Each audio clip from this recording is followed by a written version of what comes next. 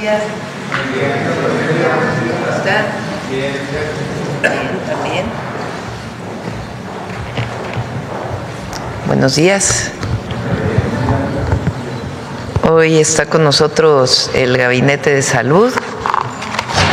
Se encuentra el secretario de Salud, David Kersenovich, la secretaria de Bienestar, Ariadna Montiel, el subsecretario de Salud, Eduardo Clark, el director del IMSS, Zoé Robledo, el director del IMSS Bienestar, Alejandro Schwartz, y está a distancia Martí Batres, director del ISSSTE, porque vamos a hacer un enlace para la inauguración de la sala de urgencias del Hospital Fernando Quirós, aquí en la Ciudad de México.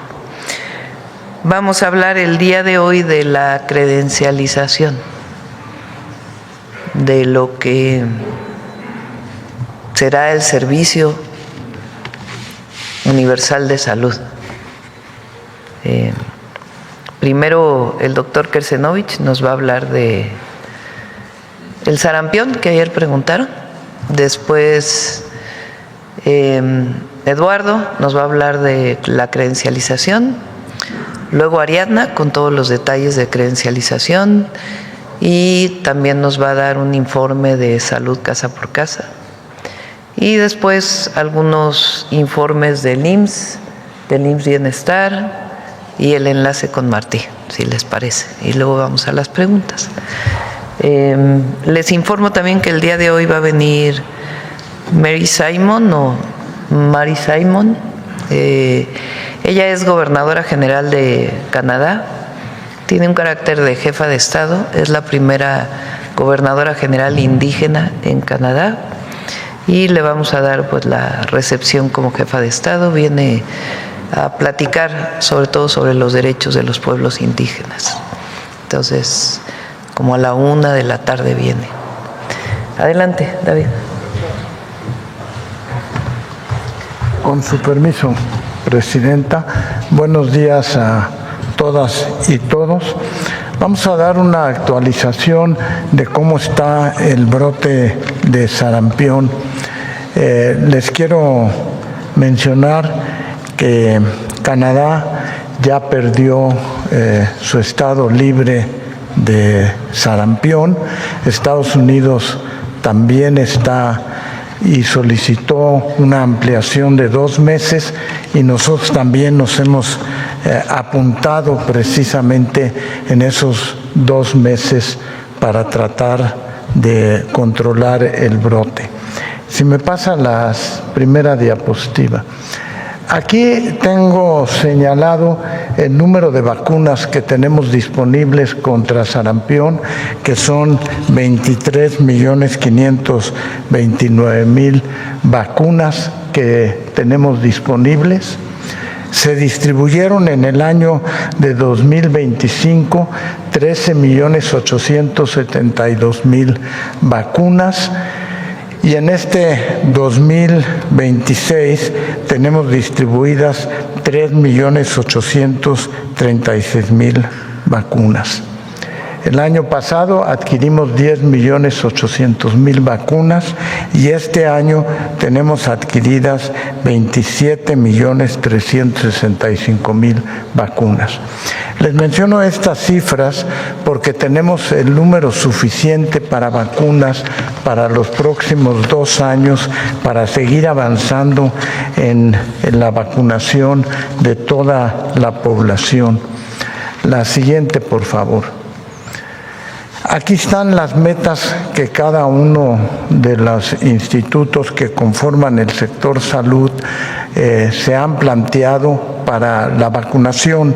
Les recuerdo que tenemos 3 épocas en donde vacunamos. Vacunamos a los niños recién nacidos, vacunamos la segunda dosis y también la dosis de recuperación en aquellas personas que no están vacunadas.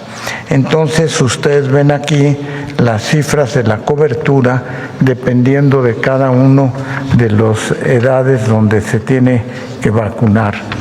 Si me pasa la siguiente diapositiva, recordarles cuáles son los grupos que necesitamos vacunar en sarampión. Niñas y niños de 1 año y de 18 meses, la población rezagada que no haya recibido la vacuna con anterioridad de 2 a 9 años, todo el personal de salud, el personal educativo, muy importante que ha tenido que ver con el brote, los jornaleros agrícolas que se mueven en distintas partes del país, y también tomamos la decisión de la aplicación de una dosis cero a niñas y niños de 6 a 11 meses de edad. ¿Por qué la dosis cero? Para no esperarnos hasta que tiene 1 año. Fuera del brote, la primera vacuna se pone a los 12 meses, pero en medio del brote hemos adelantado una dosis cero a niñas y niños de 6 y 11 meses de edad. La siguiente, por favor. En total, hasta el momento, hemos aplicado 11.853.684 dosis, o sea, un número importante, y eso dentro de los 3 periodos que tienen que ver con la vacunación para alcanzar a la población que no había recibido la vacuna, fundamentalmente. Y esa es la razón que se presenta en las Américas, tiene que ver con lo que surgió en COVID, en donde no se aplicaron las vacunas a todos los niños, tanto en Canadá, en Estados Unidos, como en México y en muchos otros países. En Europa sigue siendo también importante el número de casos que tienen sarampión. Aquí en esta diapositiva está puesto en verde aquellos que ya hemos alcanzado vacunación superior a 95%, en amarillo la vacunación que tenemos de 85 a 95%, y lo que está en rojo es todavía población que requiere aplicación de vacuna. Eso lo vamos a ver más claro en la siguiente diapositiva, en donde pueden ver lo que está en verde en los distintos estados, lo que está en amarillo y los esfuerzos que estamos haciendo en donde falta aplicación de vacuna. Fundamentalmente hemos avanzado en la tercera dosis que tenía que ver con los pacientes que no habían recibido la vacuna. ¿Dónde tenemos el brote actualmente más importante? Tiene que ver con el estado de Jalisco, con Chiapas, y son de los 2 sitios que mayor número de casos tienen. Les voy a mostrar como un ejemplo, en Michoacán, Guerrero también tienen un número significativo de casos. Les voy a mostrar a continuación el estado de Jalisco, que es en el que estamos teniendo el brote más importante en la actualidad. En lo que se refiere a la primera dosis, hemos aumentado de 65 a 89%, a 85% la vacunación contra la primera dosis en el estado de Jalisco. En lo que se refiere a la segunda dosis, la siguiente por favor, hemos aumentado de 64% a 89%. La meta es llegar al 95% de la población. Y en la tercera dosis hemos aumentado de 61% a 84%. Seguimos con acciones distintas de incrementar la vacunación para llegar también al 95%. En Chihuahua, donde empezó el brote, está ya prácticamente controlado. En esta última lámina, lo que les señalo es Tenemos identificado las zonas de Jalisco donde tenemos actualmente el brote y ahí lo que estamos haciendo son dos acciones que son muy significativas.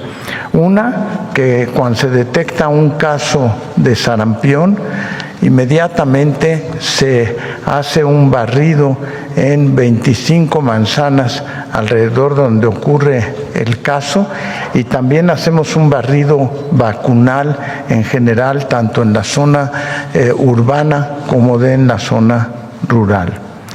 Independientemente de que se otorgue o no el estado de liberación, la meta que tenemos claramente es llegar al 95% de la vacunación en toda la población, porque esa es la única manera de controlar el sarampión.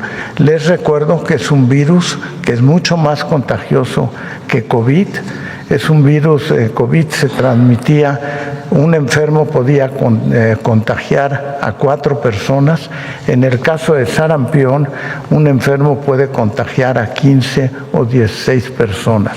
Y además, si se sale de un lugar donde estuvo en contacto, el virus permanece por 2 horas si vuelve a entrar un agente ahí. Ese es el riesgo más importante, es la transmisión que tiene el virus. Eso sería el informe de cómo estamos. Sí, las vacunas están disponibles tanto en el IMSS, en el IMSS Bienestar, en el ISSSTE, en todas las instituciones de salud. Hay un teléfono 079 en donde pueden saber en qué sitios acudir para vacunarse.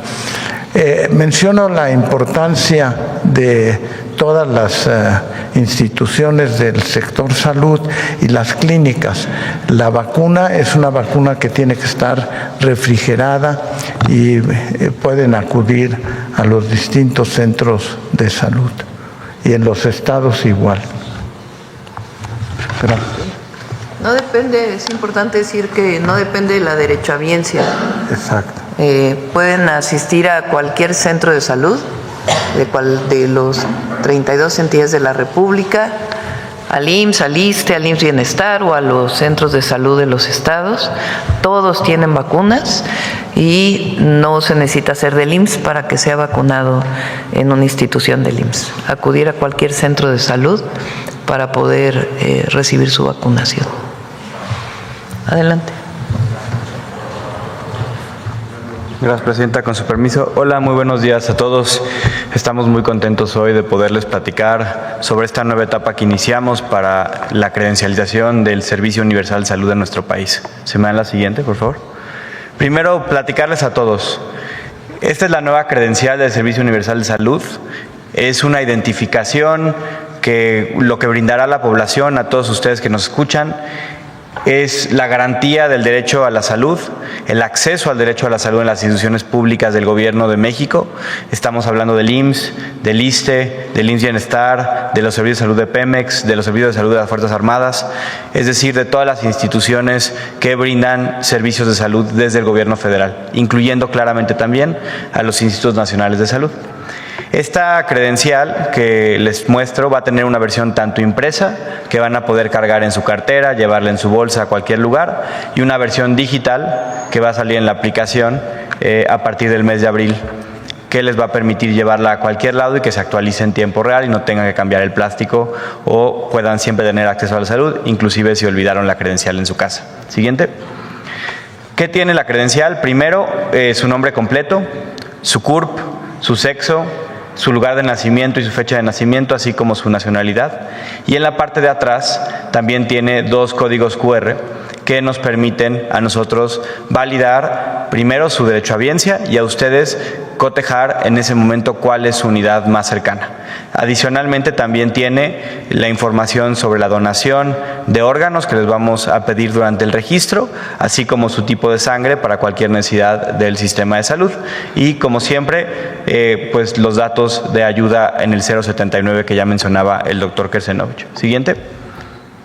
Adicionalmente, en la APMX que está trabajando, van a tener esta versión digital a partir del mes de abril, que no solo va a tener los mismos datos de la versión física, pero les va a poder dar información en ese momento sobre la derechohabiencia que tengan, si están registrados en el IMSS, en el ISSSTE, en el IMSS Bienestar, lo que se conoce como la vigencia de derechos, que no es nada más que en dónde estamos afiliados, qué clínica tenemos asignada más cercana a nuestro domicilio para acudir en cualquier necesidad de salud, así como datos de esa misma clínica. Pero lo que queremos contarles el día de hoy es para qué va a servir esta credencial más allá de un plástico o más allá de una credencial en la aplicación. Siguiente. Y la primera de las maneras en la que la vamos a usar es para identificarnos.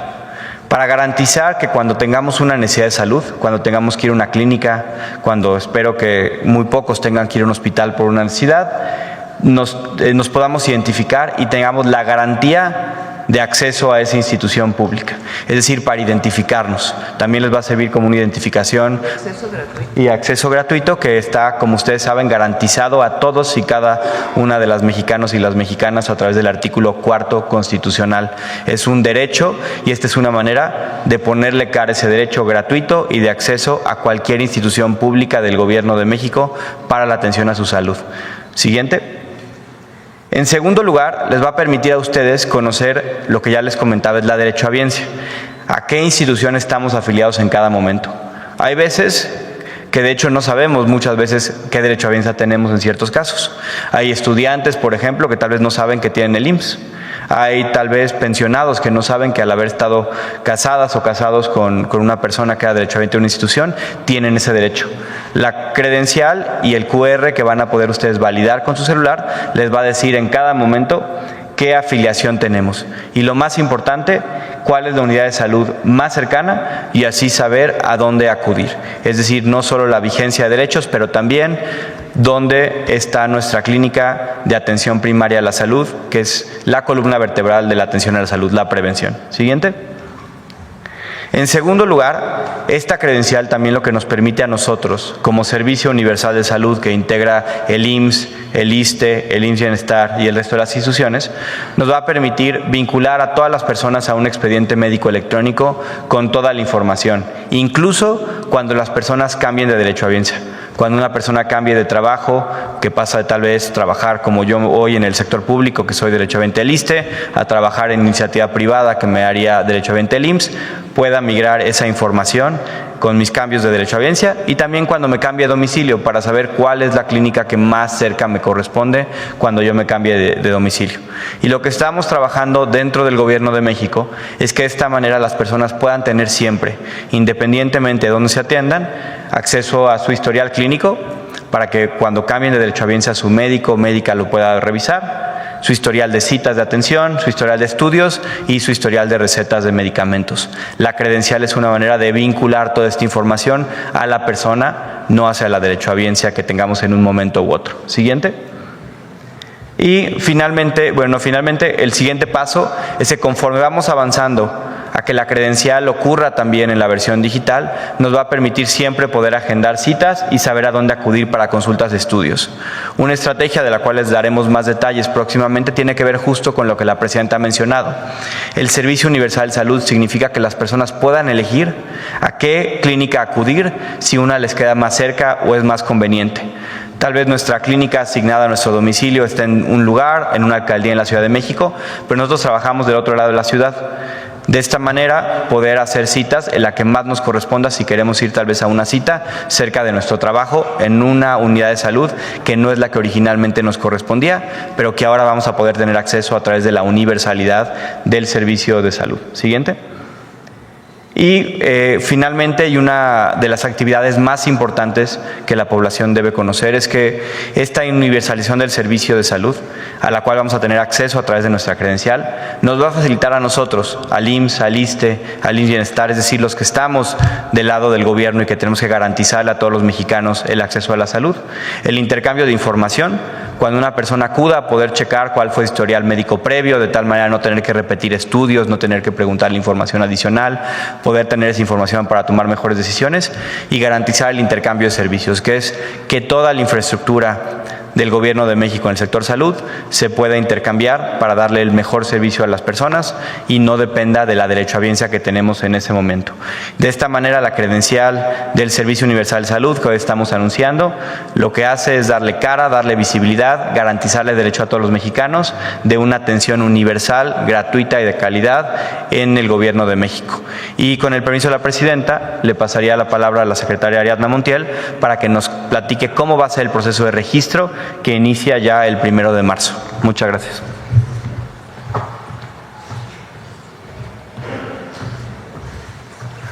Con su permiso, Presidenta. Buenos días a todas y a todos. El día de hoy estamos realizando una acción muy importante porque, como ya lo dijo el subsecretario Clark, es el piso para generar un sistema universal de salud.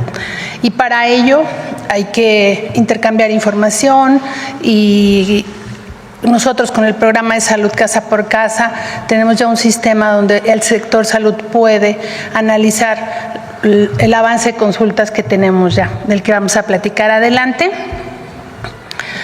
¿A quiénes vamos a registrar? A toda la población en México, incluidas las niñas, los niños, los jóvenes, los adultos y los adultos mayores. En 32 estados, 2.478 municipios y en los estados federalizados será con quienes se iniciará, que son 98 millones de mexicanos y mexicanas. Adelante. ¿Cómo lo vamos a hacer? Se van a instalar módulos de bienestar similares a los que instalamos cuando registramos a los adultos mayores o a los beneficiarios de los programas de bienestar y que se les convoca a través de un calendario. Se van a colocar 2.365 módulos en esta primera etapa de los estados federalizados. Vamos a participar 14,000 compañeros de la Secretaría de Bienestar, servidores y servidoras de la Nación. Vamos a contar con 9,791 estaciones. ¿Qué es una estación? Es el equipo de registro de las huellas y las fotografías y en general de todos los datos y se tendrán esos equipos desplegados en todo el país para hacer el registro. Adelante. ¿Qué tenemos que llevar para hacer este registro? Esto es muy importante. El acta de nacimiento con CURP, ya se puede acceder de manera digital para descargar el acta de nacimiento en el caso de los menores de edad. También debemos de llevar una identificación oficial con fotografía y CURP, como puede ser el pasaporte, la credencial para votar, la cartilla militar. Esto para los mayores de edad, que son quienes ya cuentan con una identificación oficial. Un comprobante de domicilio legible, esto es importante. Nosotros que tenemos ya la experiencia del registro de los derechohabientes de los programas de bienestar, esto es importante porque siempre una buena captura del registro significará una buena atención al derechohabiente. Esto para el caso de los mayores de 18 años y de los menores de edad también. Y la identificación, en el caso de las niñas y los niños, o menores de 18 años, para ser exactos, los podrá registrar el padre, madre o tutor. Ellos deberán registrarse primero que los menores de edad. Es decir, si yo acudo al módulo, me registro yo primero y después mi hija, para que los menores de edad tengan un padre, madre o tutor que sea quien los registre, sobre todo al no contar ellos con una identificación oficial propia. Y muy importante, el calendario será por letra, como ya venimos acostumbrados a realizar los registros, pero en el caso de las niñas y los niños podrán registrarse con sus papás, aunque su primer letra no sea la que corresponde ese día. Pongo un ejemplo. Yo soy Ariadna Montiel Reyes y mi hija se llama Sofía Villarroel. Entonces, ella acudirá conmigo el día de la M, pero ella es de la letra V. Entonces, de esa manera eficientamos el tiempo, sobre todo de las mujeres, que somos quienes más realizamos estos trámites de nuestros hijos. Adelante. El procedimiento para el registro. Vamos a llegar al punto se hace la revisión de los documentos, que se tengan de manera correcta, se les ordena como se requiere en el momento de la captura para eficientar el tiempo ya efectivo en el registro.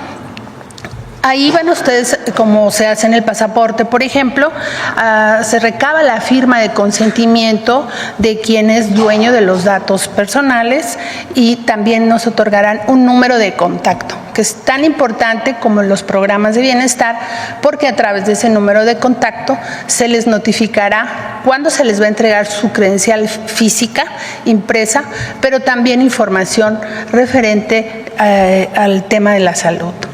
Se les tomará la fotografía y las huellas dactilares para el efecto del registro y ahí concluye esta parte en el módulo.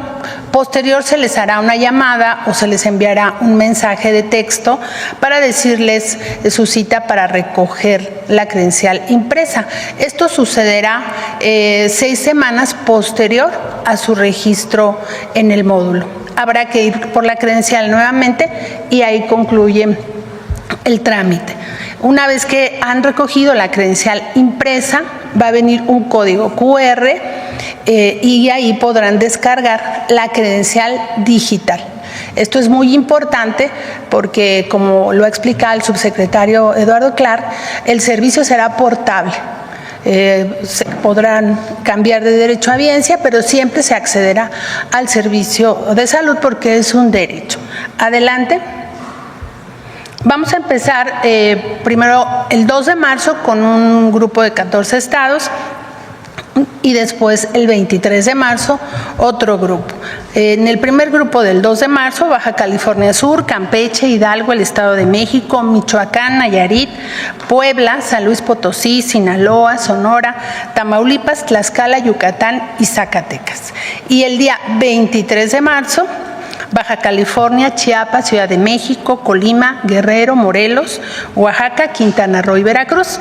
Esta división es en medida de la llegada de los equipos y también la definición de los estados es un tema operativo, meramente logístico. Adelante. Ahora, ¿cómo nos vamos a registrar? Esto es muy importante. Ya conocemos todos cómo nos vacunamos, que fue a través de un sistema de letras, y cómo lo hacemos para los programas de bienestar. Este es un calendario de marzo a diciembre y en el próximo enero, en un año, si es necesario, ampliaremos la fecha. Y aquí les traemos el calendario mes por mes. Por ejemplo, en el mes de marzo iniciaremos el 2 de marzo y los lunes la letra A y B les tocará registrarse. Y el martes a la letra C, el miércoles la letra D, E y F y tiene sus días. El jueves tocará la letra G, el viernes de la H, I, J y K y los rezagados el día sábado de estas letras. Porque pues trabajamos y a veces no podemos ir entre semana y el sábado que tenemos el descanso pues podemos irnos a registrar en los rezagados de esas letras. Después, en el mes de marzo, la letra M también se registrará los lunes, pero el 9 y el 23. La letra N, Ñ, O, P y Q será el martes, pero el 10 y el 24. La letra R los miércoles, el 11 y el 25 de marzo. El jueves la letra S, T y U del 12 y 26 de marzo. El viernes de la letra V, W, X, Y y Z, el viernes 13 y el viernes 17. Y los rezagados de este bloque de letras los sábados 14 y 28. De esta manera lo organizamos para prestar un mejor servicio.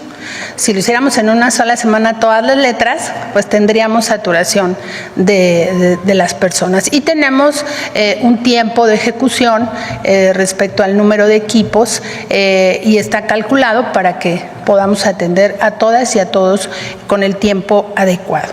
Y cada mes tiene su calendario, si quieren pasarlo así rápido: abril, mayo, junio, julio, agosto, septiembre, octubre, noviembre y diciembre.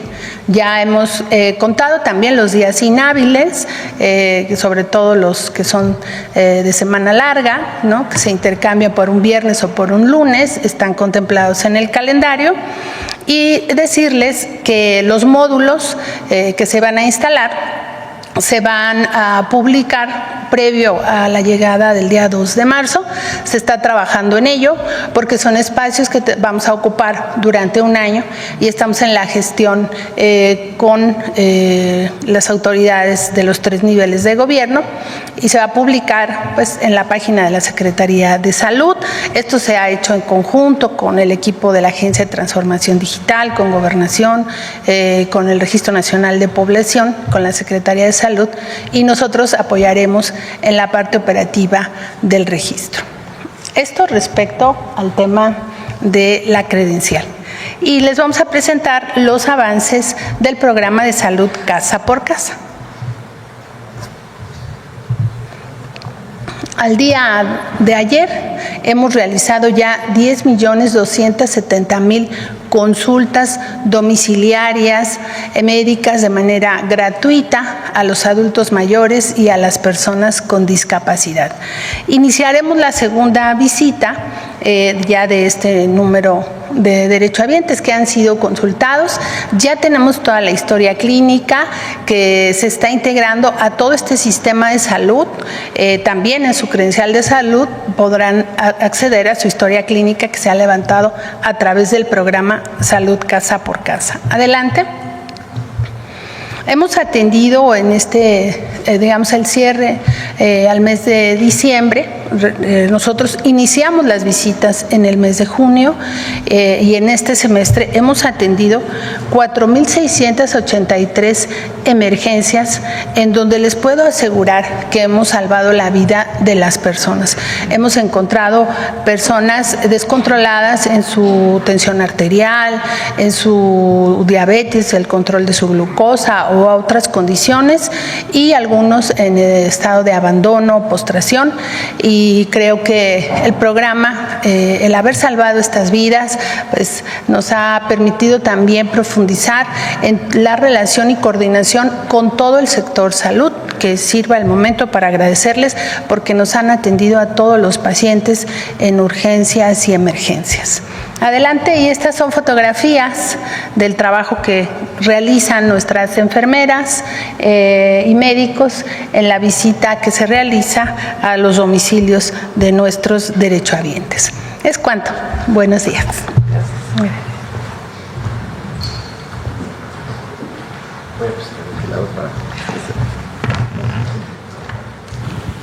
Muchas gracias, Presidenta. Muy buenos días a todas y a todos.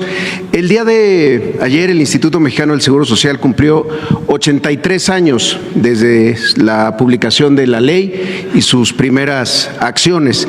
La que sigue, por favor.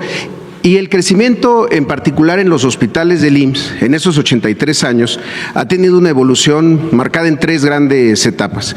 La primera, de 1943 a 1982, que llamamos la fundacional, en el que el IMSS creció en 29.500 camas, casi 30.000 camas de hospital. ¿Por qué tomamos este indicador? Es un indicador internacional de cuántas camas debe de haber por el número de población que se atiende. Aquí están los grandes centros médicos nacionales, La Raza, Siglo XXI, los hospitales regionales grandes del país. Y en los siguientes 36 años, de 1982 al año 2018, lo que conocemos como el periodo neoliberal, ¿cuánto creció el IMSS? 4.300 camas, nada más, 4.300 camas, pero la derechohabiencia sí siguió creciendo. Ahí es en donde se explica muchas veces cuando observamos niveles de saturación o tiempos de espera prolongados. Sin embargo, afortunadamente, con la llegada de la Cuarta Transformación, se vino un movimiento de recuperación de lo público. La hipótesis nuestra es que no se quería invertir en lo que se pretendía privatizar. Sin embargo, cuando recuperamos lo público, entonces empezamos a crecer nuevamente en función también del crecimiento de la derechohabiencia y en los lugares donde más se necesitaba.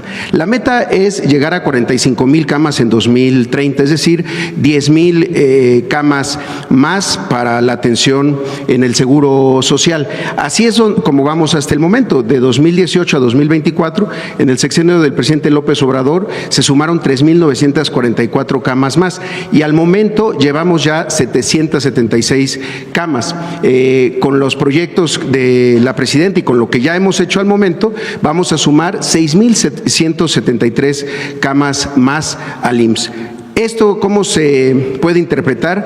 Que en 12 años se va a hacer el doble de lo que se hizo en 36. En 2 sexenios, el doble de lo que se hizo en 6 sexenios anteriores, de 1982 al 2018. La que sigue. Al momento ya hemos inaugurado con la presidenta 5 hospitales, el más reciente, el sábado, en Zaragoza, aquí en la Ciudad de México, en Iztapalapa, la clínica 25. Ciudad Juárez, Chihuahua, la primera etapa del hospital de Ensenada, el hospital 14 de septiembre en Tuxtla Gutiérrez, el hospital Zaragoza, como mencionaba, el General Regional, y el Hospital General Regional Carmen Cerdán, antes conocido como San Alejandro en Puebla. Y los contamos estos 2 últimos que fueron dañados por el sismo, porque cuando se perdieron, pues esas camas se dejaron de poder contar, pero hoy se vuelven a sumar. La que sigue, por favor.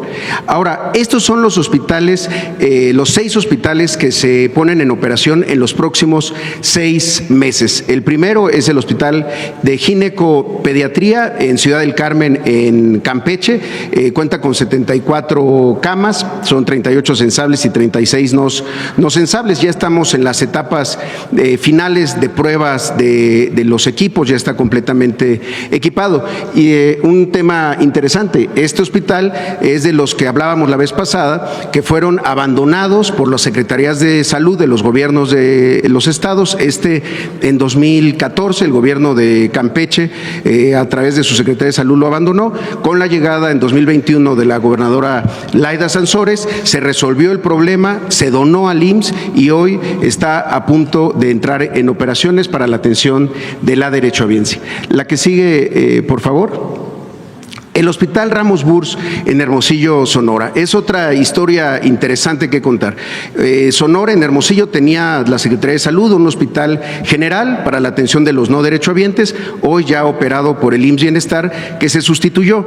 Y muchas veces cuando se hacían las sustituciones de los hospitales, se hacían quizá pensando en qué se iba a hacer con el inmueble que se dejaba libre y qué se iba a hacer a veces también con el terreno. Son hospitales que están en lugares extraordinarios, céntricos, de alto valor comercial.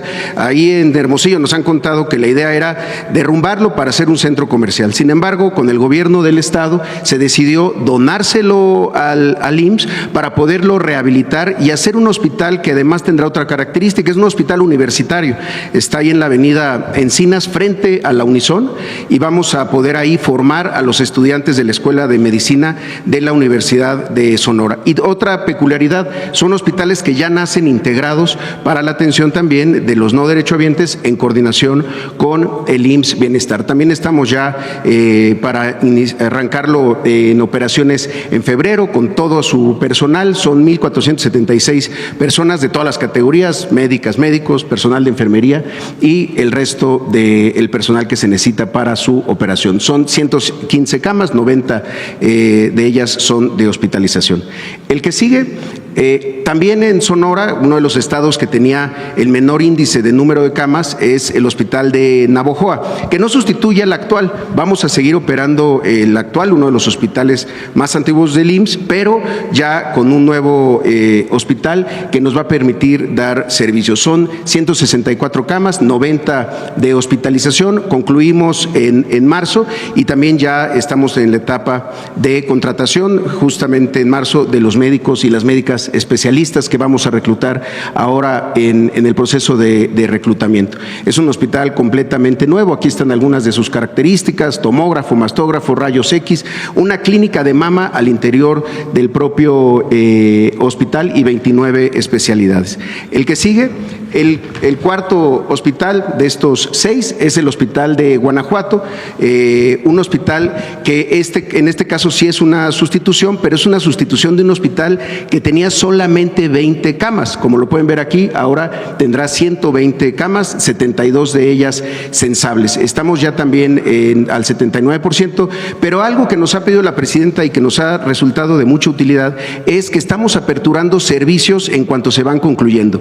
De hecho, esta semana estamos iniciando la consulta externa de este hospital de Guanajuato en 5 especialidades, en psiquiatría, oncología, nefrología, geriatría e infectología, que ya entran en operación, empiezan a recibir pacientes en la consulta externa. La que sigue, por favor. El otro es el Hospital General de Zona de Tula Allende, en Tlaxcuapan, en el terreno de la refinería. Aquí hicimos 2 cosas. Como se puede observar, se tiene ya la unidad de medicina familiar, se está operando desde septiembre del 2023 y estamos en conclusión del hospital en marzo. Es la sustitución del hospital de Tula, pero con un crecimiento importantísimo. Aquel hospital tenía 40 camas, ahora va a tener 144 de hospitalización y 298 con el resto de camas en donde están las terapias intensivas, las áreas de recuperación postquirúrgica y otros servicios que también requieren mucho equipo y a mucho personal. Serán 1,235 médicas y médicos, enfermeros y a todo el personal. Y algo también importante de este hospital, que lo hemos coordinado con el IMSS Bienestar. Vamos a dar servicio a toda la población con y sin seguridad social gracias a estos procesos de universalidad. Y por último, en la que sigue, tenemos el hospital de Ticul, allá en Yucatán. Otra historia, en este caso incluso de una APP del gobierno del estado, que se hizo y se dejó abandonado. Se terminó un proceso jurídico muy complejo, se donó al IMSS para su operación. Son 70 camas sensables, 94 camas en total, y tendrá mucho énfasis en especialidades de trauma y ortopedia. Este hospital, que ha sido muy complejo incluso en esta última etapa, tuvimos que hacer una terminación anticipada por incumplimientos de la empresa, y ahora está entrando ya la Secretaría de la Defensa Nacional para que con los ingenieros militares concluyamos satisfactoriamente este hospital. Sería cuanto, Presidenta. Esta es la forma como que recuperamos lo público para garantizar el derecho a la salud. Gracias. Gracias, Zoe. Adelante.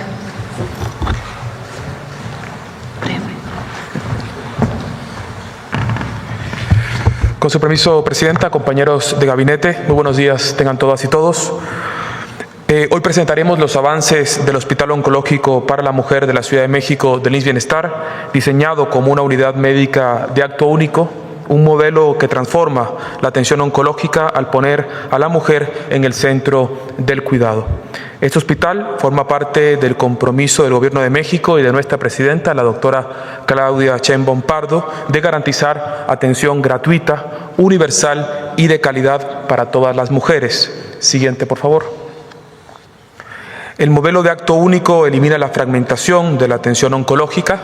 Es una forma integral de atención en el que la mujer resuelve todo su proceso de atención a la salud, de atención médica, en un solo espacio, en un solo lugar.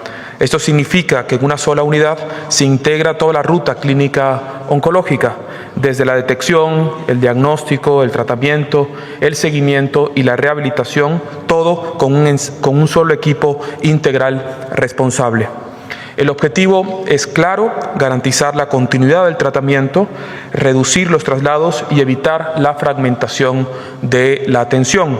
La conclusión de la obra está programada para el 14 de febrero del 2026. Siguiente, por favor. La inversión supera los 220 millones de pesos, priorizando los componentes con mayor impacto clínico, como 3 mastógrafos de alta capacidad, con posibilidad de realizar más de 6,000 tamizajes al año por equipo, fortaleciendo la detección oportuna. Además, estos mastógrafos tienen la capacidad para realizar biopsia, lo que nos va a permitir avanzar de manera inmediata de la sospecha al diagnóstico. Algo muy revolucionario es que se va a contar con una unidad de patología robótica que va a reducir los tiempos de confirmación diagnóstica en más del 50%, garantizando resultados completos en menos de una semana. Siguiente, por favor. El modelo de acto único y este hospital está diseñado para obtener resultados medibles y exigibles.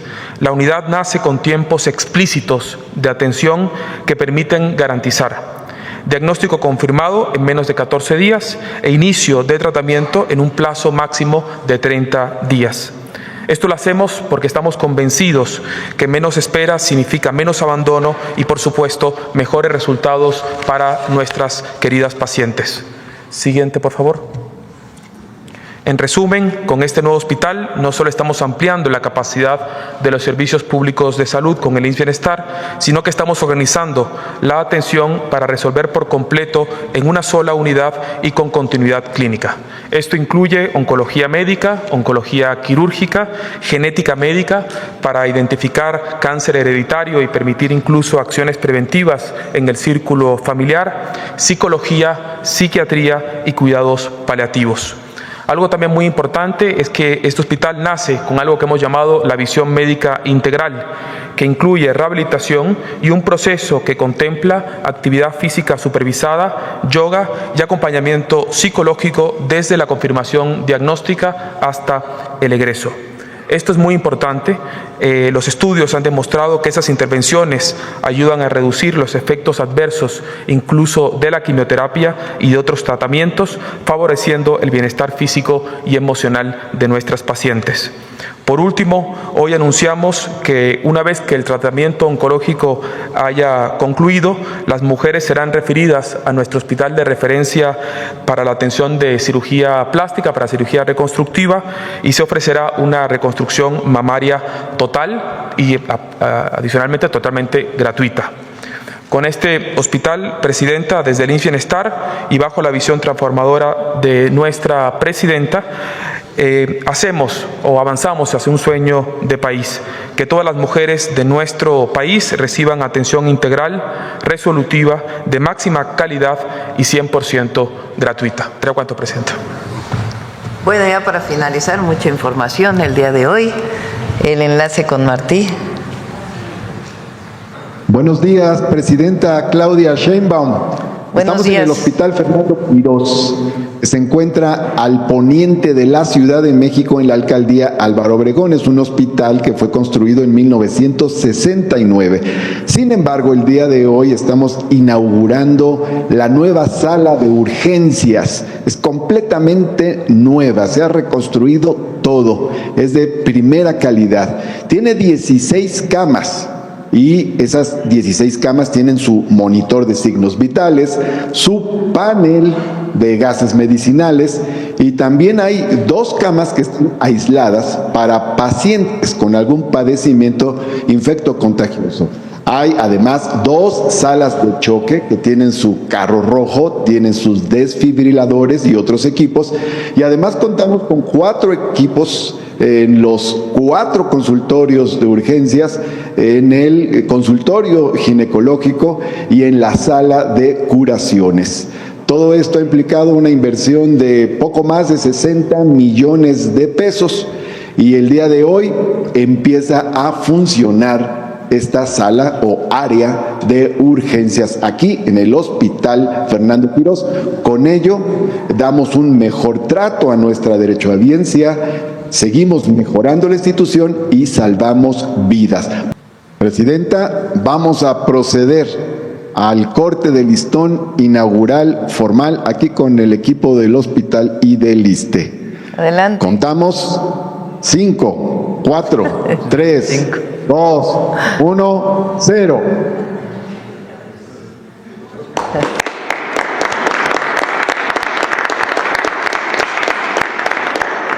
Felicidades, Martí. Aquí está todo el equipo del hospital, muy contentos porque está muy bonita esta sala de urgencias, de muy buena calidad, dignifica el trabajo y dignifica la atención a la derechohabiencia. Un abrazo, Presidenta, felicitaciones. Gracias, Martí. Bueno, ahora sí, las preguntas, mucha información. Solo déjenme decirles de la credencialización del Servicio Universal de Salud. Inicia el 1 de marzo, se va a llevar a cabo durante todo el año, de marzo hasta diciembre.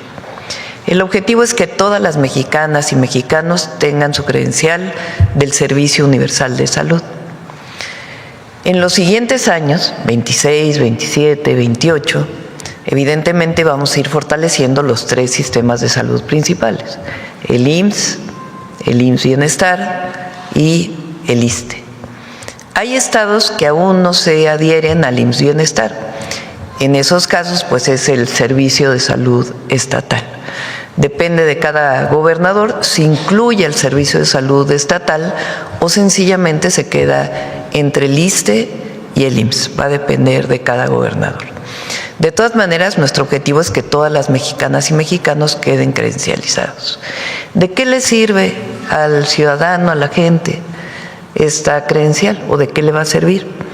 Bueno, con esta credencial, a través de su QR, va a poder acceder primero al servicio de salud que le corresponda y ahí va a venir de manera inmediata su expediente médico que va a ser levantado y que va a estar en una base de datos totalmente protegida y toda la información referente a la persona. Cuando uno llega a un centro de salud, normalmente le vuelven a preguntar, ¿y tu mamá tuvo alguna enfermedad?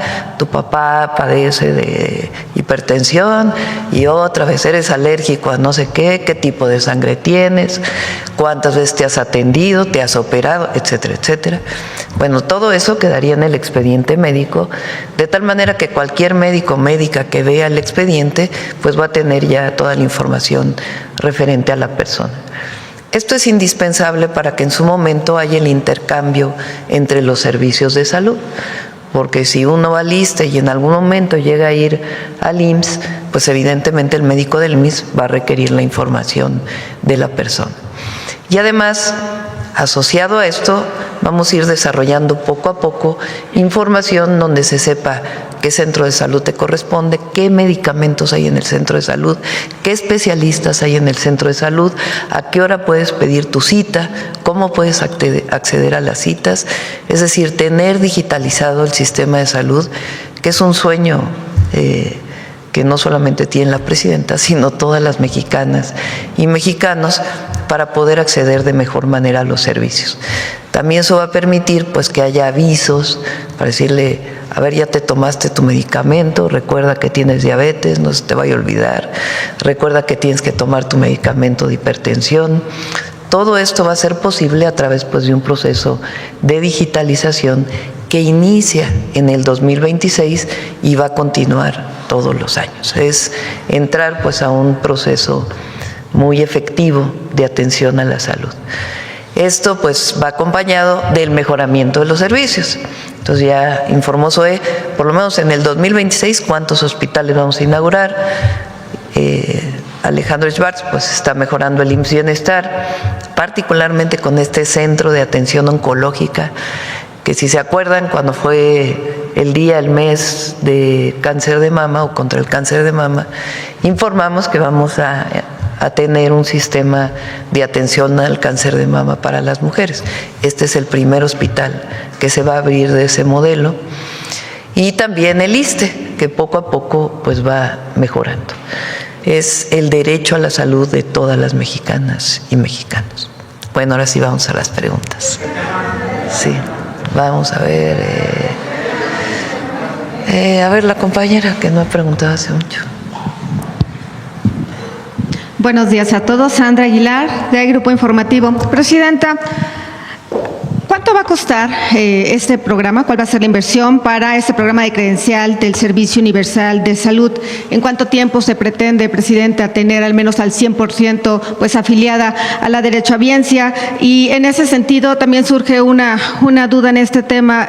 Cuando se acude o cuando alguna persona acuda de urgencia a alguna instancia o alguna clínica que no le corresponde, se me ocurre, por ejemplo, embarazo, ¿Se va a seguir atendiendo en esta clínica? ¿Le van a dar seguimiento? ¿Tendrá que regresar? Y sobre todo el tema de saber si los medicamentos se van a seguir surtiendo a donde acudió de urgencia, ¿tendrá que regresar a su clínica? En ese sentido, bueno, en el tema de salud, estas preguntas tendría. A ver, es muy importante lo que preguntas.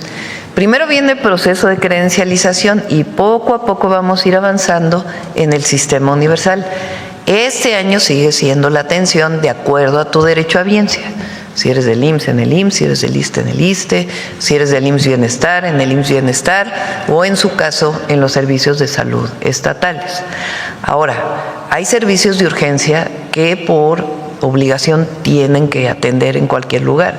Si llega una mujer a un lugar, aunque no tenga tu derecho a biencia y está en urgencias, pues tiene que ser atendida o referida de inmediato o llevada a su centro de salud o a su hospital. O sea, desde este momento ya hay servicios de urgencia que se atienden. Pero este año sigue siendo cada quien en su entidad. Todavía no avanzamos. Es decir, necesitamos la credencialización para poder avanzar. Les voy a explicar, a lo mejor que tiene su chiste este tema. Si te atiendes, supongamos que soy del ISSSTE y me voy a atender en el IMSS.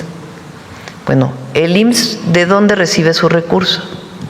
Pues de los trabajadores que están afiliados al IMSS, de los patrones y del gobierno federal. Si es un derechohabiente del ISSSTE, en su momento el ISSSTE le tendrá que pagar al IMSS la atención de ese paciente para que no se vayan a descompensar pues los servicios de salud. Para que eso ocurra, se tiene que hacer lo que llamamos una cámara de compensación, que todo sea automático. Entonces cada mes ya se sabe, oye ISSSTE le debes al IMSS tanto, oye ISSSTE le debes al IMSS Bienestar tanto, de que atendiste a una persona que no correspondía con tu servicio de salud. Todo eso tiene que ser un proceso de digitalización, se tiene que hacer de manera automática. Cuando fui jefa de gobierno hicimos eso para los sistemas de transporte público. La tarjeta esta de movilidad integrada que ustedes tienen aquí en la ciudad, que se pueden subir al Metrobús, o se pueden subir al metro, o se pueden subir incluso en algunos casos al transporte concesionado o al trolebús, esa información va a una base de datos. Y después, cada mes se dice, oye Metro, te toca tanto, oye Metrobús, te toca tanto, oye Trolebús, te toca tanto.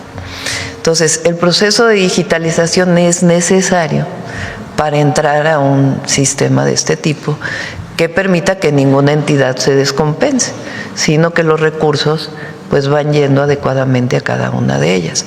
Porque por ley el IMSS pues solo puede atender a sus derechohabientes. Podría atender a otro si le pagas el servicio. Claro que todo esto pues tiene que irse desarrollando poco a poco. Primer paso, credencialización. El costo, Presidenta, la inversión. Alrededor de 3.500 millones de pesos de las credenciales y los equipos. ¿Y para cuándo se tiene pensado o planeado, inicia ya esta primera etapa en el mes de marzo al 31 de diciembre de 2026, etapa de credencialización. La información que dio hoy Ariadna, pues la vamos a seguir dando en la mañanera para que la gente sepa a dónde tiene que irse a credencializar para poder acceder pues al Servicio Universal de Salud. Bien, Presidenta, en otro tema quiero preguntarle, ayer que sostuvo, más bien recientemente en esta reunión que sostuvo con precisamente Luisa María Alcalde y Andrés Manuel López Beltrán, antes de que empiecen las especulaciones, ¿nos podría compartir de qué se trató esta reunión? Sí, los invité, vinieron a platicar,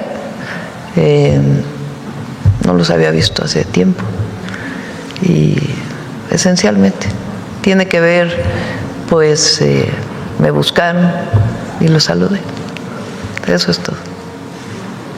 No tiene nada que ver con el tema de la reforma, con el tema de los partidos, no tiene nada que ver. No, ellos quisieron informarme qué están haciendo, cómo lo están haciendo.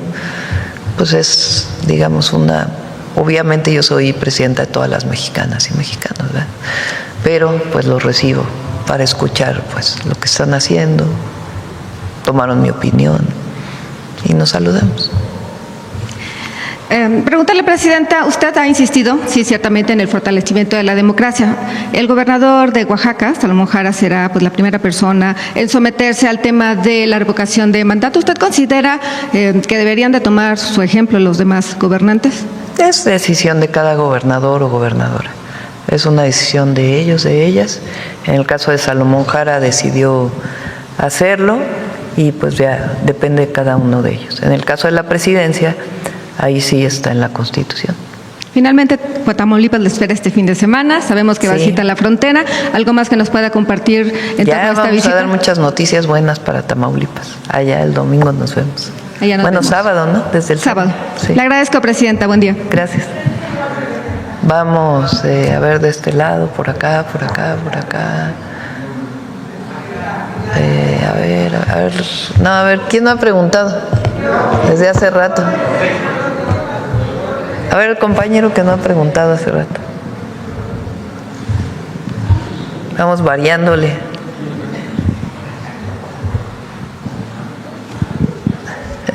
Buenos días, Presidenta. Jorge Salcedo del Sol de México.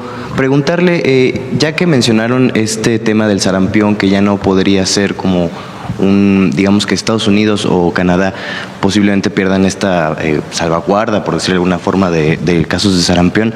Queremos preguntarle si habría algún sistema que estarían coordinado con estos países rumbo al Mundial de la FIFA 2026 para ver cómo es que se podrían pasar los casos de esta u otras enfermedades entre fronteras en ese periodo. Sí, efectivamente venimos trabajando en forma conjunta. Desde que empezó el brote hemos estado en contacto con la Organización Panamericana de la Salud, que es la que finalmente tiene que calificar la manera en que se controla el brote.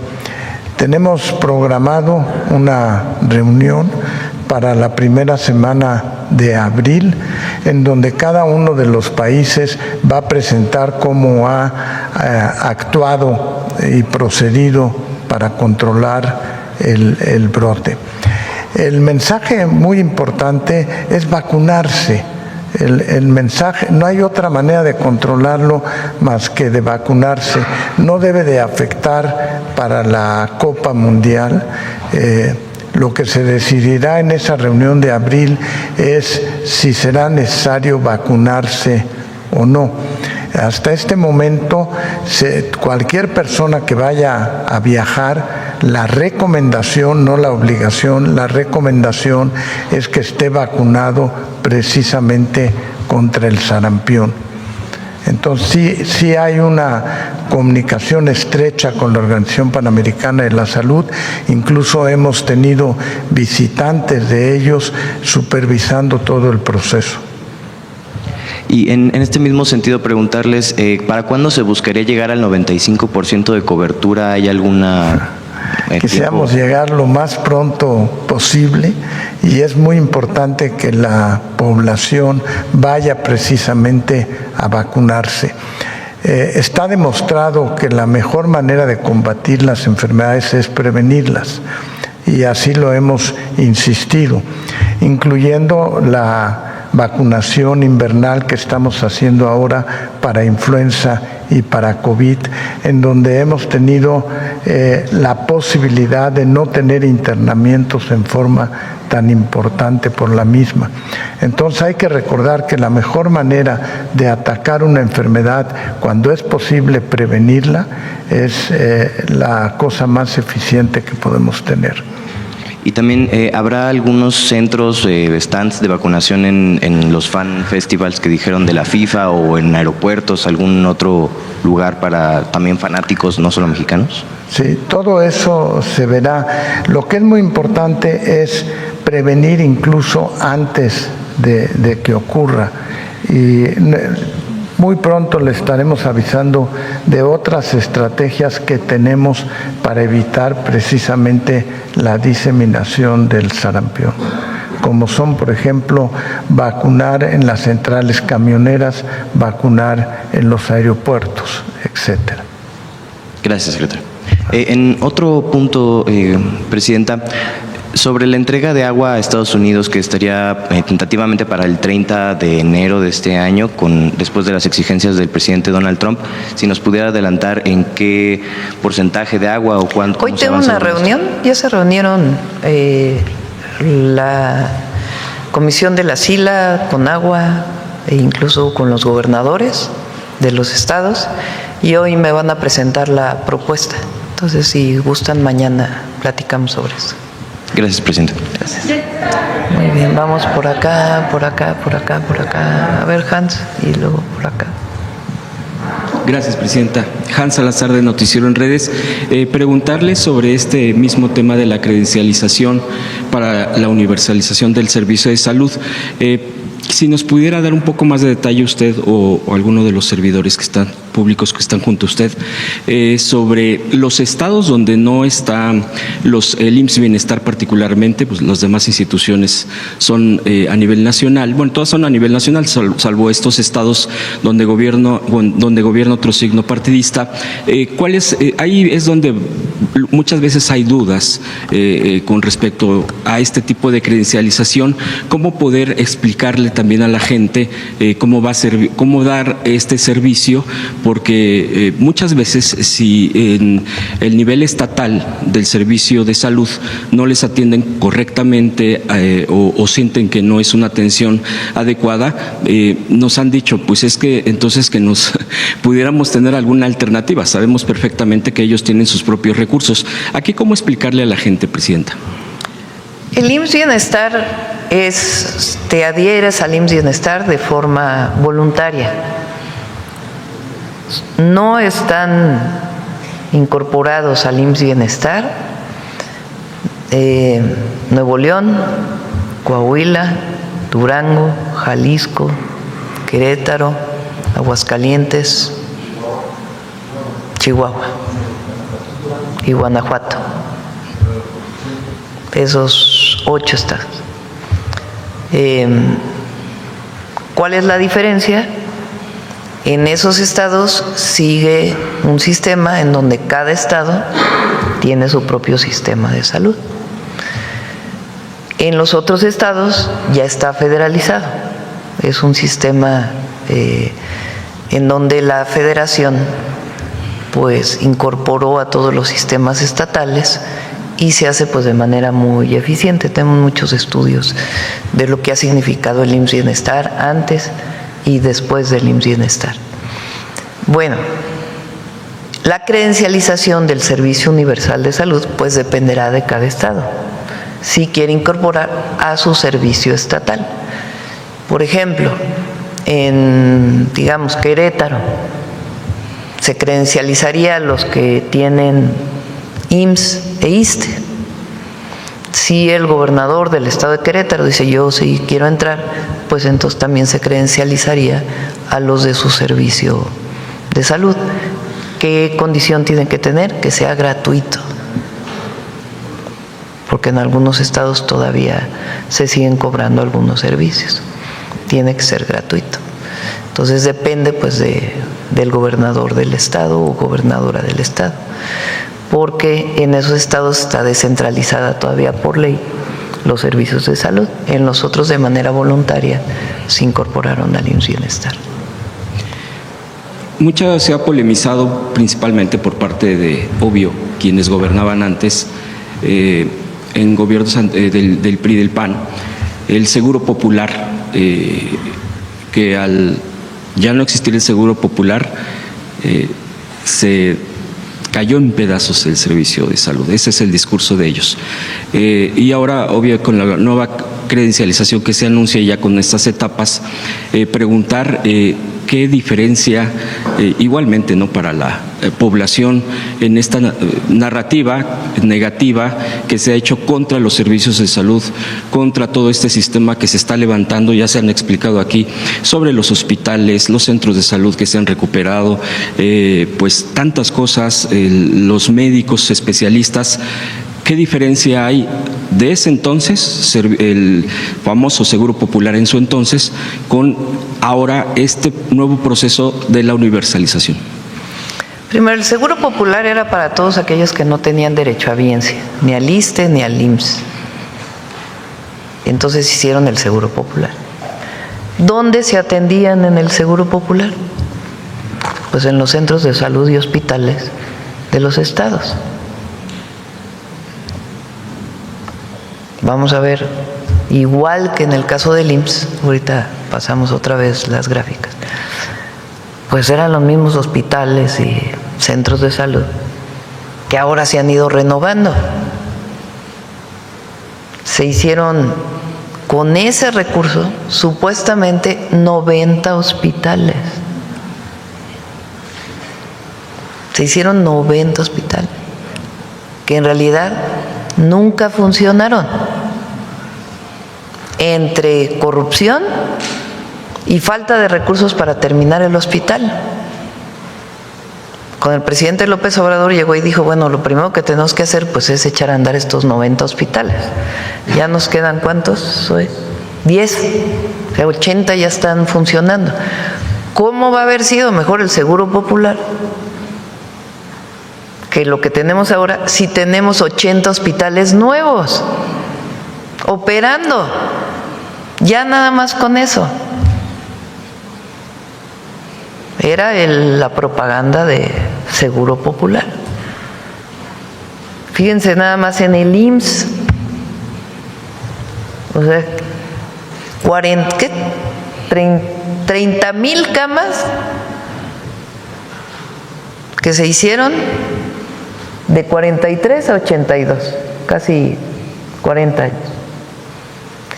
Y después solo 4,300 camas en 36 años.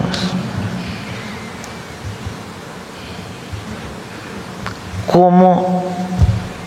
Pues claro, la saturación, crece la población, no hay nuevos hospitales, pues se saturan los que existen. ¿Qué vamos a hacer nosotros? El presidente hizo 3,944 camas, que algunas de ellas estamos inaugurando todavía, y nuestro objetivo es hacer 6,173 camas, 10,000 en total en 12 años. ¿Por qué se puede hacer esto también? Pues porque aumentó el salario mínimo, porque se quitó el outsourcing, y eso le da al IMSS más recursos, y con esos recursos se hacen más hospitales. Ahora imagínense la contratación para que funcionen, la contratación de médicos, enfermeras, para que funcionen 80 hospitales que antes no funcionaban. Pues ¿cómo va a ser mejor el servicio de antes que el de ahora? Que los medicamentos.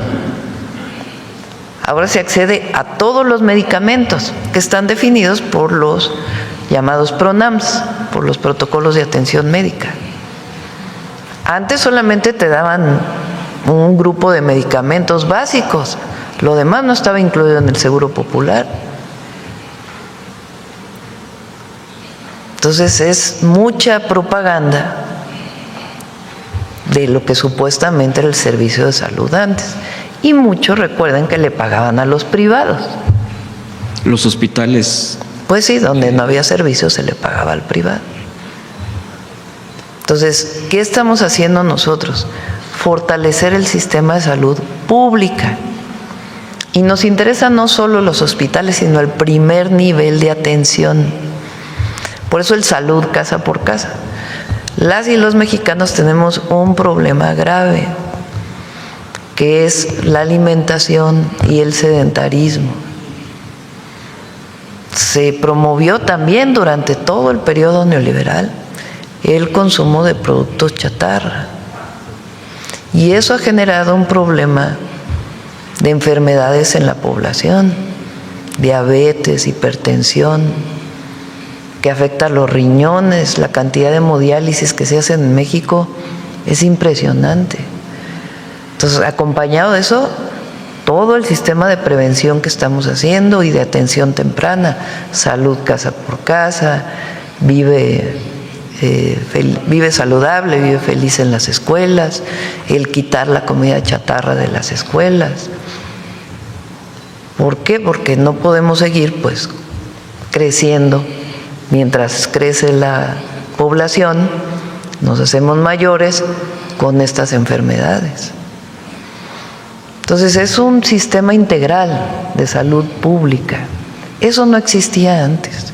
Y por más que digan de los medicamentos, hoy se tienen medicamentos de cáncer en todos los centros de atención, si acaso falta 1 o 2 medicamentos, y hay intercambio de servicios para poder llevar los medicamentos. Los centros de salud del IMSS Bienestar, con las rutas de la salud, tienen los medicamentos de los 200, ¿cuánto? 147 medicamentos que fueron definidos por los médicos especialistas, que son los que se deben usar, y vamos avanzando. En este punto, Presidenta, de la atención a la gente, ahorita recuerdo perfectamente que hace un mes un doctor que ahora pues lo atienden en uno de los hospitales públicos, me decía, todo está muy bien, pero hay una observación que me hacía y ahorita lo planteo. Cuando estaban analizando algo que estaban sobre su salud, dice, se me salió la lágrima porque yo estaba hablando con la persona que estaba leyendo mi estudio y ni me volteaba a ver. O sea, está muy bien el servicio. Dice, la verdad es que agradezco, me lo decía. Dice, pero me comentaba que eso es en general, que se tiene que caminar hacia la humanización. Dice, yo entiendo que a veces solamente te van a leer la radiografía o qué sé yo. Dice, pero a veces esa parte, o la gente misma que acudimos a un servicio y desde la entrada nos da que me va a decir no, o espero que me atienda y que, es decir, desde que uno va a pedir informes o a la cita correspondiente, esa parte de la humanización de los que atienden, no solo el servicio, los médicos, las enfermeras, etcétera, sino también el propio personal, esa parte trabajarla. Y yo preguntarle, esa parte cómo se ha platicado con la gente, porque este mismo proceso, creo que de privatización de décadas, deshumanizó a la misma gente o personal, no a todos afortunadamente, pero hay una parte que se vuelve muy insensible con la gente y como un rechazo inmediatamente, o ahorita te atienden, déjame ver, molesta, y dice, lo que queremos es que por lo menos nos, decía este doctor, creo que si en esa parte nos dijeran la misma información, pero de manera respetada, con dignidad, decía él, sería, creo que, un paso también hacia allá del propio sistema, y creo que también eso se está combatiendo por parte de este sistema universal. Esa parte, ¿cómo se está moviendo, Presidenta? Sí, ocurre lo que dices, pero también hay que reconocer que yo que tanto cuando fui jefa de gobierno como ahora que visitamos hospitales, y cuando pregunto a la ciudadanía cómo te trataron, cómo recibiste la atención, también hay, la gran mayoría, yo diría, de los médicos, enfermeras, enfermeros, todo el personal atiende a la gente con mucho respeto y reconocimiento, cariño incluso, en muchos de los casos. ¿Qué estamos haciendo para este fenómeno que dices? Que muchas veces tiene que ver con lo rutinario de la atención, no del médico necesariamente, pero de quienes atienden en primera instancia. Es el programa que presentamos de Trato Digno. No sé si alguien de ustedes quiere hablar sobre el tema de Trato Digno. Soy luego. Sí, muchas gracias, Presidenta. Y efectivamente, es uno de los temas en el que tenemos que seguir trabajando, en esta relación entre el personal y los pacientes, los ciudadanos, los derechohabientes.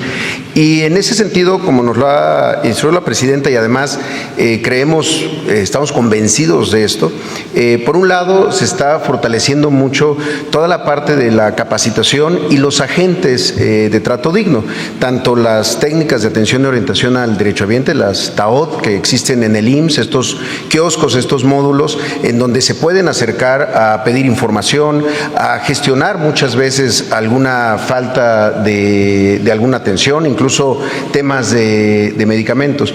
También creemos que la seguridad laboral de los trabajadores va a derivar siempre en una seguridad en el paciente y en un mejor trato. Las basificaciones, los incrementos salariales, o sea, todo lo que se dejó de hacer durante tantos años para dignificar también el trabajo de las personas, está de verdad además muy estudiado cómo va a mejorar siempre la calidad de la atención. Una persona que lleva años con un contrato eventual, sin seguridad social, en algunos casos en otras instituciones y demás, pues siempre genera una atención. Entonces hay que ver de los dos lados. Ahora, en particular el tema que se comenta es muy interesante y si nos lo permite podríamos presentarlo en algún momento, que tiene que ver justo en el momento de la consulta. Tenemos un programa que se llama Mírame a los ojos, que es tal cual cómo facilitamos con tecnología la posibilidad de que la interacción en el interrogatorio entre la médica o el médico y el paciente sea mucho más humano. Lo que comentaba la presidenta, ya contar con un expediente clínico electrónico va a mejorar mucho la calidad de la consulta, porque toda esa información que antes se tenía que volver a repetir o pedirle a las personas, a ver, déjame ver tu receta o déjame ver el estudio que te hicieron, ya está sistematizado. Pero además, esto de Mírame a los ojos tiene que ver con un comando de voz, es decir, el médico o la médica que va haciendo la nota médica a la hora, la va redactando, eso es lo que está haciendo en la computadora, ya puede hacerla con el comando de voz sin necesidad de teclear, pues. Entonces, es tecnología que cada vez es mucho más accesible y permite justamente ese contacto visual que muchas veces pues interpreta como frialdad o desinterés, indiferencia, y a veces no lo es, a veces es que están trabajándolo ahí. Tenemos que seguir mejorando siempre los temas de trato, porque no es una opción el trato digno, no es como se decía antes, sonríe y saluda, no, eso también hay que hacerlo, desde luego, pero el trato digno tiene que ver con derechos humanos. Muchas veces no se sabe que al maltratar a alguien lo que se está haciendo es discriminarlo o es un acto de racismo también en muchas ocasiones. Entonces, la verdad que hay mucha motivación por parte del personal de capacitarse y entrar en esta nueva dinámica de trato digno. Gracias. Por último, Presidenta, si me permite otro tema rapidísimo, lo de la reforma política. Usted ya lo ha expresado, incluso viene el tema de su revisión en las cámaras y lo procedente. Hemos estado platicando, compañeros, sobre esto y analizábamos cómo han venido los procesos de las reformas políticas en nuestro país. Una de las que más se menciona, porque han sido varios cambios, fue la de los 70s, en la época de López Portillo. Reyes Heroles estaba en gobernación, que fue uno de los que se encargó de esta reforma. Se llamó la apertura democrática. La apertura democrática, sí, que es cuando viene esto de una presión, porque no fue una concesión del gobierno que un día se le ocurrió y dijo, ay, vamos a darle más participación a actores políticos sociales, sino que fue un proceso incluso en esa década, la llamada Guerra Sucia, esto de la represión brutal contra grupos sociales, campesinos, estudiantes, que venía desde antes, pero ahí se recrudeció con el tema de las armas y todo esto que pues conllevó a ese momento. Después hubo más, pero principalmente yo quisiera comentar esta parte, porque ahora con esta reforma que se plantea y que se estaría pues revisando por parte de las cámaras, como una posibilidad para poder ampliar derechos al pueblo y acotar, así lo denominábamos, este cerco de cúpulas, muchas veces en los partidos en general, que definen quién va, quién no va, etcétera. Esto de los plurinominales, que también se ha discutido, que es una de las cosas que más se discute, y lo de los dineros.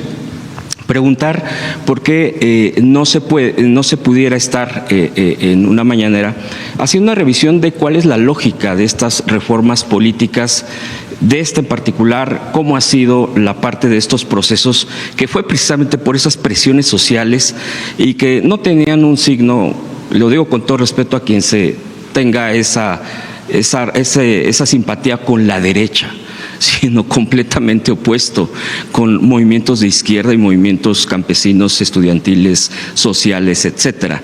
Y que ahora la narrativa igualmente de la derecha, que es quien está en la oposición, y que sabe que no ha podido avanzar en sus propios objetivos, pero pone la narrativa opuesta como si fuera un retroceso, incluso peor que si fuera de los 70s. Entonces, ¿por qué no explicar toda esta parte y dar señalamiento a estos cambios en el país, Presidenta, para comprender más el momento de la reforma hacia dónde vamos? Sería mi última y le agradezco. Tienes razón. Hasta México vivió durante años lo que se llamó el Partido de Estado, que era el PRI. Durante pues la segunda, no solo, digamos desde Calles evidentemente y luego con el general Cárdenas, el Partido Nacional Revolucionario y luego se convirtió en Partido Revolucionario Institucional. Era un partido de Estado, así se le llamaba, porque ahí estaban involucrados todos los sindicatos, el sector empresarial, el sector de los trabajadores, y todo estaba integrado pues en el Estado mexicano. Aun cuando hubo una época muy importante de derechos sociales, pues ahí lo vimos. La creación del IMSS, la creación del ISSSTE, la educación pública. Fue un régimen muy autoritario, de mucha represión. No se permitía que en los sindicatos llegara alguien que no fuera del PRI a dirigir el sindicato, cualquiera que esté fuera. Ahí se dieron el movimiento de ferrocarrileros, de electricistas, que buscaban que alguien distinto al que nombraba el presidente fuera secretario general de un sindicato. Ahí estuvo Galván en la corriente democrática del SUTERM, en el caso de los electricistas, o Campa y otros de los ferrocarrileros. Los maestros, que buscaban la democracia sindical o mejores derechos sociales, y eran reprimidos. Todo el periodo del Partido de Estado se caracterizó por un profundo autoritarismo. Su cúspide, digamos, aunque había habido represión de médicos, de ferrocarrileros, de maestros, de electricistas, fue la represión de 1968 contra los estudiantes, que se organizaron por un conflicto que hubo en una preparatoria y que después se fueron organizando, que fueron reprimidos y se fueron organizando para pedir la desaparición del cuerpo de granaderos, para pedir la liberación de los presos políticos. Estaba preso entonces Valentín Campa, Vallejo, a ver si me acuerdas tú, José Alfonso, y termina en la represión de Tlatelolco, donde pues disparan contra los estudiantes y a la dirección del Consejo Nacional de Huelga la encarcelan. Ese es, digamos, un momento cúspide. Ese fue el gobierno de Díaz Ordaz. Fíjense, López Mateos nacionaliza la electricidad y tiene un discurso nacionalista muy reconocible, pero reprimió a maestros, a organizaciones sindicales que querían o trabajadores que querían democracia sindical. Es muy autoritario. Cuando llega Echeverría en el 70, pues ahí se plantean la posibilidad de abrir por la presión de la gente, de los movimientos sociales diversos, y que participaran otros partidos políticos, porque solamente estaba el PRI, el PAN y algunos partidos que habían creado como pues apéndices en realidad del PRI. El PPS tuvo en su tiempo pues alguna participación, pero los demás pues eran apéndices. Entonces abren para que los partidos pequeños se puedan registrar y participar en las elecciones, entre ellos el Partido Comunista Mexicano. A eso se le llamó la apertura democrática. Y se permitió que participaran y que dependiendo del porcentaje de votación tuvieran diputados plurinominales. Ahí se inició. Para las minorías. Después vino la reforma política con López Portillo, donde se avanzó más, pero tienes razón de que no fue una concesión del gobierno, fue producto de una movilización popular muy intensa, exigiendo democracia. Después viene, digamos, un quiebre muy importante que es 1988. Porque el neoliberalismo inicia en 1982 con Miguel de la Madrid. Un sexenio de mucha inflación, recortes en el gobierno. Además se atravesó el sismo del 85, donde el gobierno tardó mucho en atender a la gente. Entonces en el 88, un grupo del PRI dice, porque entonces, ¿quién decidía quién era el presidente? El dedazo, así se llamaba, el dedazo del presidente. Entonces el presidente saliente, por dedazo elegía al que venía. Los tapados. Y sí, eran los tapados, porque era, pues, ¿quién puede ser? ¿Quién sabe? Y entonces el presidente decidía su sucesor, porque eran puros hombres. Y luego en el 88 viene un quiebre, porque dentro del PRI, el ingeniero Cárdenas, Porfirio Muñoz Ledo y Ifigenia Martínez, principalmente ellos y otros, dicen, a ver, que ya no haya dedazo, que se elija democráticamente al candidato del PRI, que se elija de otra manera. Y Miguel de la Madrid dice no. Y eligen a Salinas como candidato del PRI. Y ese grupo de la corriente democrática del PRI se sale del PRI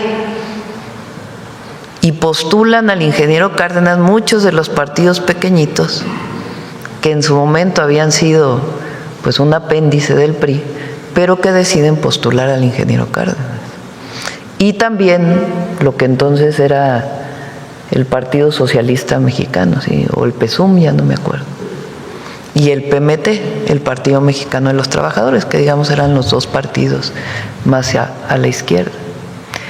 Y Cuauhtémoc Cárdenas gana esa elección, la del 88, porque la gente ve en el ingeniero Cárdenas pues una esperanza de que no siguiera el mismo régimen que había iniciado con el neoliberalismo y que se democratizara el país.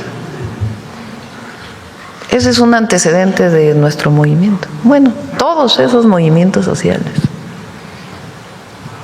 Ahí viene un fraude electoral, la caída del sistema y muchas movilizaciones populares, muchísimas contra el fraude electoral, muchísimas. Ahí se forma el PRD después de esa elección, en el 89. Pero del 89 al 2018, pues hay una historia, ¿no? En el 94, pues es el magnicidio de Colosio. En el Y el 2000 Batista también. la gente piensa que Fox es una alternativa y vota por Fox. Después viene la traición a la democracia de Fox, porque en realidad pues él es el que organiza el desafuero contra López Obrador. López Obrador en el 2000 gana la Ciudad de México y Fox, siendo presidente, no quiere que López Obrador sea presidente. Así de sencillo. Quería que siguiera el PAN gobernando. Y desde entonces ya venía el PRIAN, desde Salinas de Gortari se empezaron una alianza entre el PRI y el PAN, porque compartían el proyecto de nación. Y entonces, en el 2004 viene el desafuero para cargarle un delito a López Obrador, que además no cometió, para que no pudiera participar en la elección del 2006, porque ya las encuestas ya lo daban, porque había hecho tan buen trabajo en la ciudad que ya las encuestas lo ponían hasta arriba. Entonces, desafuero, le inventó un delito por haber abierto una calle, un hospital. Fíjense, Fox, el que habla de democracia, fue el que le inventó el delito a AMLO. Él y su camarilla, ¿no? Porque ya estaba Salinas de Gortari ahí y todos, porque antes había sido los videoescándalos y todo eso. Entonces le inventa un delito, lo quieren desaforar, lo desafueran en la Cámara de Diputados, y la movilización popular, pero ya en todo el país, ya no solo en la ciudad. Entonces AMLO regresa porque se echa para atrás Fox, porque dice, no, ¿cómo paro esto? Entonces se echa para atrás. AMLO participa en la elección, gana esa elección. En el 2006 la ganó el presidente López Obrador. Y viene el fraude electoral. ¿Quién cometió el fraude electoral? Pues Luis Carlos Ugalde, del que habla hoy de democracia, era el que estaba en el INE. Sí. Fox, que era presidente, y Calderón, que era el candidato del PRIAN en realidad, porque aunque en el PRI estaba Madrazo, que hoy anda todos juntos, pues en realidad era ya parte de eso. Entonces viene el fraude electoral. Fíjense, todos estos que hablan de democracia, que somos nosotros el autoritarismo, todo eso, bueno, pues, ¿quién organizó el desafuero? Fox. ¿Quién organiza el fraude electoral? Luis Carlos Ugalde, que anda en Estados Unidos hablando del autoritarismo del gobierno de México, de la presidenta. Fox, Calderón y todo el PRI. Entonces viene otra vez las movilizaciones. Hacemos un plantón en Reforma. ¡Ay, los medios encima! Sí, pero ¿cómo es posible que cierren Reforma? Y decíamos nosotros, ¿cómo es posible que haya fraude electoral? Nos quedamos ahí varios, ya no sé cuántos días fue el plantón de Reforma. 45, 46 días. 45 ahí durmiendo. Aproximadamente, sí. López Obrador en una casa de campaña aquí en el Zócalo. Viene el grito del 15 y el 16 de septiembre. Fox finalmente, no sé si decidió gritar o ya no. Ya no, ¿verdad? Se fue a Dolores. Se fue. Porque se fue a Guanajuato. Porque aquí, no, y trataron de desalojar el Zócalo, no querían que se diera el grito aquí. Entonces da el grito Alejandro Encinas, que era entonces el jefe de gobierno sustituto. Bueno, jefe de gobierno formal. Que quedó, o sea, López Obrador llega al 2005 y después eligen a Alejandro Encinas. Un año. Y estábamos todos aquí en el Zócalo para el grito de independencia, que lo da Alejandro Encinas. Y le llamamos el grito de los libres. Esa campana está ahí en el Palacio de Gobierno la pusimos ahí, porque Mancera la había quitado, quién sabe dónde andaba, y la regresamos. Está ahí, se puede visitar en el Palacio de, ¿cómo se llama? El Ayuntamiento, el Palacio del Ayuntamiento. 2006, bueno, fue tal la campaña en contra que la verdad fue muy difícil para todo el movimiento levantarnos de ese proceso. Pero decidimos nombrar, bueno, primero se hace la Convención Nacional Democrática, fíjense, y luego decidimos nombrar a AMLO presidente legítimo. Y le pone doña Rosario Ibarra la banda presidencial. Ahí hay una foto que tengo allá en la oficina, a ver si la ponen. 2006. Para que vean quién ha luchado por la democracia siempre. Después de eso, pues seguimos con lo que eran los partidos de entonces. El PRD todavía estaba ahí. Ahí estamos. Ahí estoy viendo Está cortada, no sé por qué la cortaste.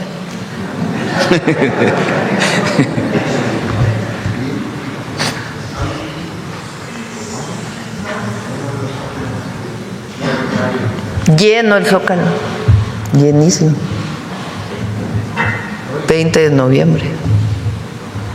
Y de ahí AMLO decide, se forma el gobierno legítimo. Entonces yo, en enero yo del 2007 regresé a la universidad a trabajar, pero seguí participando en el movimiento. Era secretaria del Patrimonio Nacional del gobierno legítimo. Y fueron 6 años de seguir luchando. Ahí está, mira. Bueno, había más compañeros, no sé por qué los quitaron de la foto.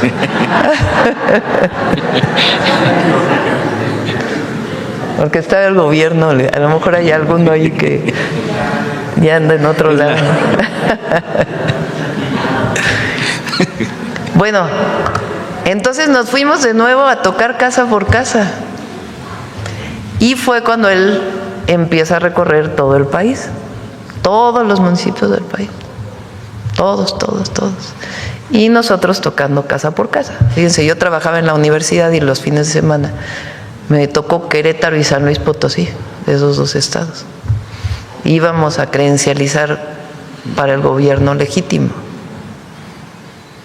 luchando por la democracia, por las libertades, por la justicia social. Y luego viene el 2012. La elección del 2012. Y ahí viene pues toda la compradera del voto de Peña Nieto. Las tarjetas Monex. Las tarjetas Monex, Soria. la estafa maestra. En fin, mucho dinero, muchísimo dinero en esa elección. Y nosotros consideramos que había sido un fraude, pues porque se compró mucho voto, ¿no? Entonces fue que nos organizamos y decidimos que pues ya el PRD no nos representaba porque ellos firmaron el Pacto por México en 2012 con Peña Nieto. Y ahí acordaron pues la privatización del petróleo, la reforma educativa. Entonces decidimos que pues ya era tiempo de formar un nuevo partido político y se forma Morena.